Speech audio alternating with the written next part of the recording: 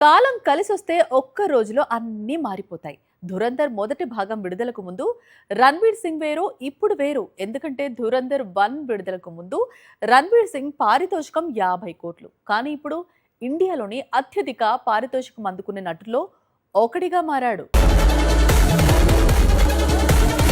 Indian cinema పరిశ్రమలో అత్యధిక పారితోషికం అందుకున్న నటుల జాబితాలో ఇప్పుడు రణ్వీర్ సింగ్ పేరు చేరినట్లుగా బాలీవుడ్ వర్గాలు చెప్పుకొస్తున్నాయి. కొత్త చిత్రంలో నటించేందుకు సరాసరి 325 కోట్ల వరకు పారితోషికం అందుకోబోతున్నట్లుగా ప్రచారం సాగుతోంది. అదే నిజమైతే India's highest paid actors list లో ఇప్పుడు రణ్వీర్ సింగ్ పేరు చేరినట్లుగా అవుతుంది. నిజానికి 'ధురంధర్' మొదటి భాగం విడుదలకు ముందు రణ్వీర్ సింగ్ అందుకున్న పారితోషికం 50 కోట్లు. కాకపోతే 'ధురంధర్' చిత్రాల విడుదల తర్వాత ప్రాఫిట్ లో షేరింగ్ పద్ధతిలో రణ్వీర్ సింగ్ 300 కోట్లకు పైగానే లాభాన్ని అందుకుంటున్నాడట.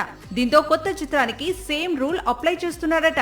ఇప్పటికే షారూఖ్, రజనీ, బన్నీ, ప్రభాస్ లాంటి పాన్ ఇండియా స్టార్స్ ప్రాఫిట్ లో షేరింగ్ బేసిస్ మీద 100 కోట్ల రూపాయల ఆదాయం అందుకుంటున్నట్లుగా వార్తలు వినిపిస్తున్నాయి. ఇప్పుడు ఇదే పద్ధతిలో రణ్వీర్ సింగ్ వెళ్తున్నాడు. ఇక రణ్వీర్ సింగ్ కొత్త చిత్రానికి వస్తే జై మెహతా దర్శకత్వంలో ప్రళయ్ పేరుతో తెరకెక్కే చిత్రంలో నటించబోతున్నాడు.